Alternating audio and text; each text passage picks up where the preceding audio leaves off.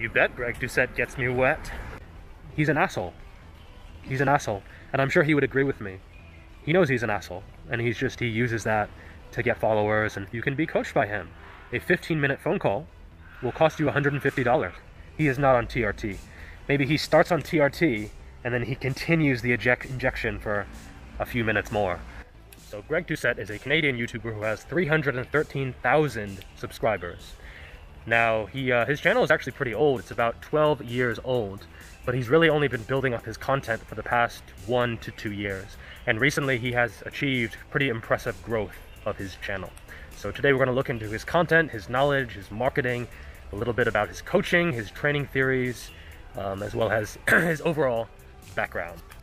So this video is probably going to be similar to Jeff Cavalier's, where there's a lot of good, but also a lot of bad. So this video might be a little bit longer than Jeff Seed or Jeff Nippard, who are mostly bad or mostly good. This one's a little bit complicated. Now, first to get into his content, this is 60 points out of 100, so is by far the biggest determinant of the score. Now, most of his content, roughly 2/3, is involving other YouTubers. So his typical video is either assessing another YouTuber, or picking apart their training theories, or just generally causing trouble and mayhem, which obviously has been very, very effective for gaining a lot of followers. I actually scrolled down his page, and out of his top 120 videos, his most popular videos, 80 of them were involving someone else. So they had someone else's name in the title. Now, I don't think this is always a bad thing. Clearly, I am assessing him right now, so I fully appreciate the irony. But often the way he does it is not in a way that brings value. It's really just doing it in a very sensationalized way, whether he is, picking a major YouTuber and then calling their girlfriend a pig, or really just accusing someone of being unnatural when they're probably natural, just generally causing trouble and causing drama. Drama, I think, would be the word of the video, because that's what he really likes to cause. So I would say his channel is more of an entertainment type of channel than an education type of channel. Most fitness channels will be either or. His is definitely more entertainment than actual education. So it just depends what you're after. If you really want entertainment, he's probably a good choice to follow, because that's what you'll get. If you want education, if you want science-based knowledge, he's probably not your guy. He actually did a debate with Mike Israetel of Renaissance Periodization, who is one of the most knowledgeable people in the field. And really during the debate, Mike just embarrassed him.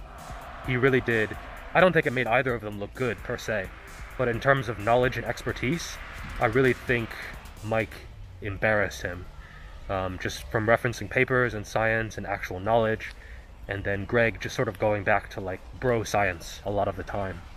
One part in the interview, or in the debate rather, Mike said something like, "This is the way we should train." And then Greg's like, "Why should we train that way? How do we know that way?" And then Mike is like, "We can measure it with science in a laboratory." And really, I think that sums up why I don't like Greg and his approach. I don't mind him. A lot of stuff I don't like about him, but why I don't like his approach to training. It really does reject science, and I don't think that is an effective way to train. It seems like his solution to most training is just train harder. That's all. Just train harder. No matter what you're doing, train harder. I do agree with Greg on a lot of stuff. Not everything, of course, but a lot of what he says I do agree with. In general, when he's assessing if someone is natural or not, I do agree with him, probably 90% of the time. So here's what I think happened. I think he had a lot of educational quality content before, and then he did a few of these sensational sort of character attacking, natty or not, why does this guy train this way, should you listen to this guy type of videos, and then he saw those do really well. And so he started doing more and more of them, and that's when he started taking off. And if you look at his videos now, compared to like 3 years ago, before he was much more calm, much more collected, and his videos now, he's just like spitting saliva, and he's ranting, and he's raging, and people love it. That's kind of the sad part. People love this sort of raging, spittle flying everywhere type of content, which is kind of sad because it's valueless. Apart from the entertainment, you get nothing from that. It just depends on what kind of content you want. If you really want that type of entertainment content that has no inherent value and won't help you get better, then he's your man. He's the best at that. So, but if you really want education and value and knowledge and real expertise, maybe no. In terms of his content, I'm going to give him a 40 out of 60.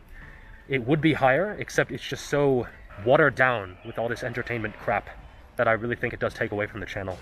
I mean, I'll do the occasional assessment of another YouTuber, but for him it's 70% of the time, 60% of the time, and I really think that does take away from the channel, for me personally.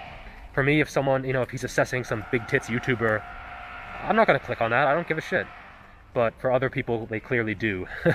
So he's going to continue down that path, I think, and I think his channel, in terms of education, will absolutely suffer because of that. So again, it's your choice, whatever you want, but in terms of my assessment, I rate that kind of thing pretty poorly. Next, let's go down to his videos. I would give him a 6 out of 10 for his videos.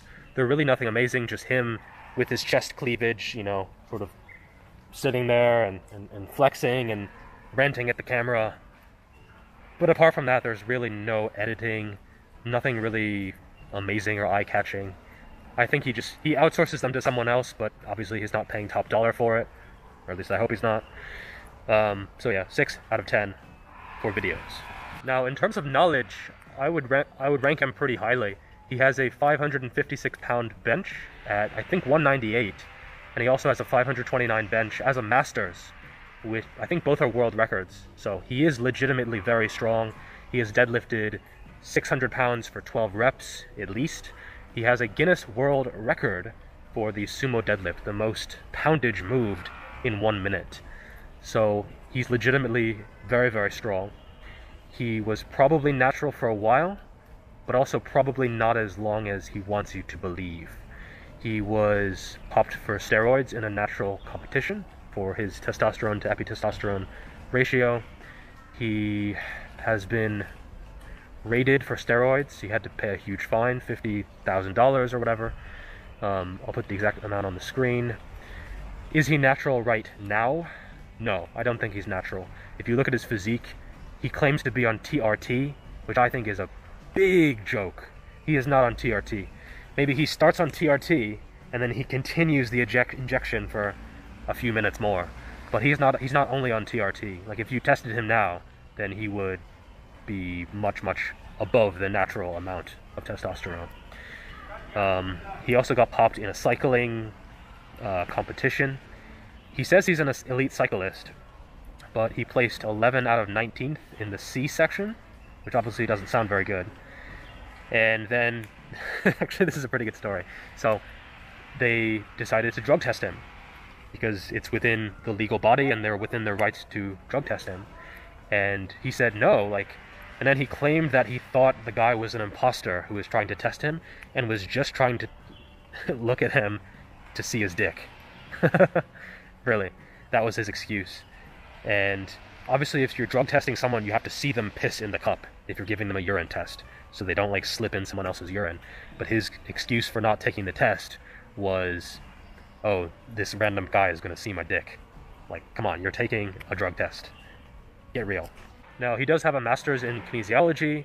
He had a 3.93 out of 4.0 GPA, which is the highest in his class, so obviously he knows his stuff. He's up there. Is he a doctor? I don't know. I've heard this claim quite a bit, but I've also heard him say, I am not a doctor. And also on his website, it has no mention of being a doctor. So whoever says he's a doctor, I think, is mistaken. I'm sure he's the kind of person who said, if he was really a doctor, he would say he's a doctor. And then also, obviously, he's an IFBB professional bodybuilder in the 212 class, I think. Which, yeah, it's pretty cool. He's obviously very knowledgeable. He's competed at more or less the highest levels of powerlifting and bodybuilding. So he has a lot of first-hand knowledge. He has, a master's as well in kinesiology. I'll give him a 9, actually, for knowledge. But again, a lot of his stuff is a bit bro science. He generally doesn't link papers.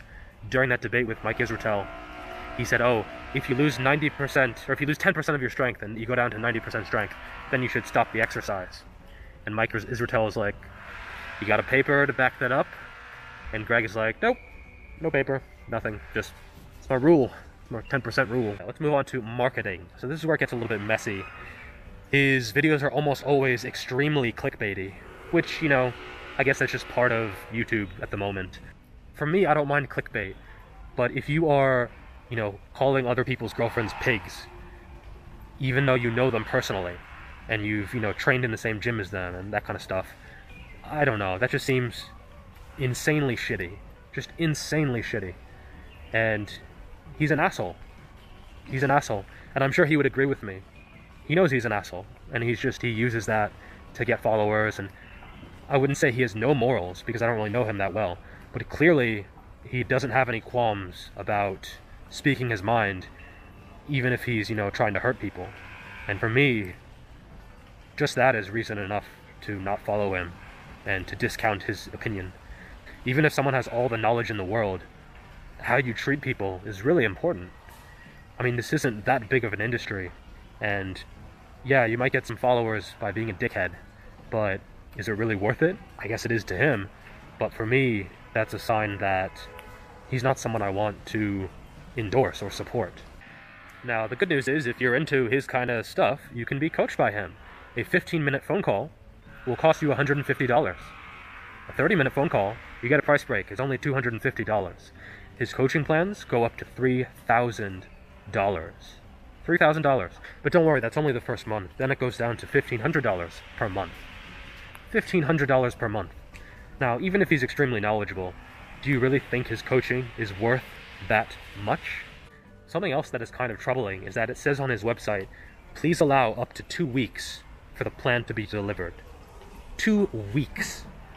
Are his plans so good that it takes 2 weeks to summon them from the genius depths of his brain? Or is he maybe just paying someone else to write the plans, and it takes 2 weeks because it has to go back and forth and back and forth?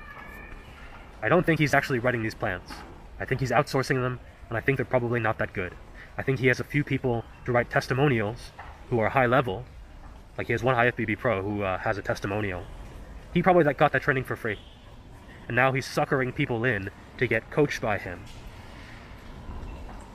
How despicable is that? $3,000 for coaching? Clearly some asshole, some idiot is paying it. But to me, that is horrifying. $3,000. When I saw that, I was just blown away. 10 reasons why you should hire Greg as a coach. His diet plans are revolutionary. If you ask Greg a question, he will answer it. All clients are equally important to him. Greg has been in your shoes many times. Greg will get back to your phone calls, texts, and emails right away. Not when he feels like it. Not next week. And certainly not to the last minute. There are no expectations for you to advertise Greg's business. You will not have to sign a contract. To me, none of this sounds amazing. This just sounds what you're expected to do as a coach. Honestly, the fact that he says, whoa, 10 reasons to hire me, this is just normal. This is what you should expect from a coach. No matter what level, even if it's someone famous, if it's someone normal, it doesn't matter. That's just what a coach does. All of that should be perfectly average. His cookbook, which is like 60 pages maybe, 70 pages, $100. $100 for a freaking ebook, cookbook. You can get my book for 1/12 of the price, and it's 4 times as long, and I guarantee it's probably 50 times as useful. $100 for a freaking cookbook. Actually, I think the best part of this is the description of the cookbook. This cookbook is designed for you. Anyone who wants to know what Greg eats to stay lean all year round. Anyone following a vegetarian or gluten-free diet. Intermittent fasting, or none of the above. Anyone of any age and fitness level. People who want to get in shape, improve their fitness, and get healthy. People who don't have a lot of time to cook or meal prep. People who like delicious, tasty food. People who want to gain weight, lose weight, or maintain weight. So the book is for everyone. If you have ever lived, this book is for you. Now, for marketing, I'm going to give him a 2. The only reason why it is not a 1, which I was really tempted to do, is because he is honest. If he's on YouTube, he'll say, the only reason I'm here is to get more followers, to get more clients. He is brutally honest, even when it comes to how much money he is making, even when it comes to the reasons why he does these marketing antagonistic little things. So he's an asshole, but he's an honest asshole, which I guess is better than a dishonest asshole, but he's still an asshole. And finally, his physique. Now, I think he has a great physique. He has an amazing upper chest. He's really everything, very complete. He's not huge, but he's obviously very developed. He's a professional bodybuilder. He stays lean pretty much year-round, which I honestly don't think it's that big of a challenge, but, you know, it's worth noting because it is pretty rare to see. His physique doesn't really have any weak points. The only thing that really holds him back is the fact that he's not natural, which I don't care if someone takes drugs, but he's clearly not just taking TRT. Anyone who thinks he's just taking a TRT dose of testosterone is an idiot. He's clearly either on other compounds or just, you know, using a little bit more than what he says he's using. And the fact that he's tested positive at natural powerlifting meets before shows that you can't trust him. If he says he's natural, if he says he's not natural, before, now, then, you can't trust what he says.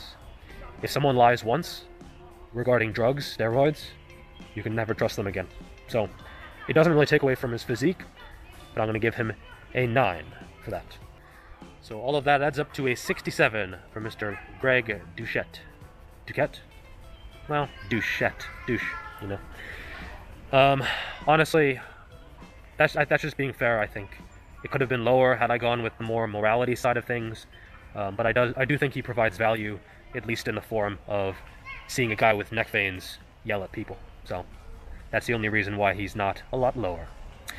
That's all for today. Make sure to like the video and subscribe to the channel. A lot more to come, and I'll see you next time.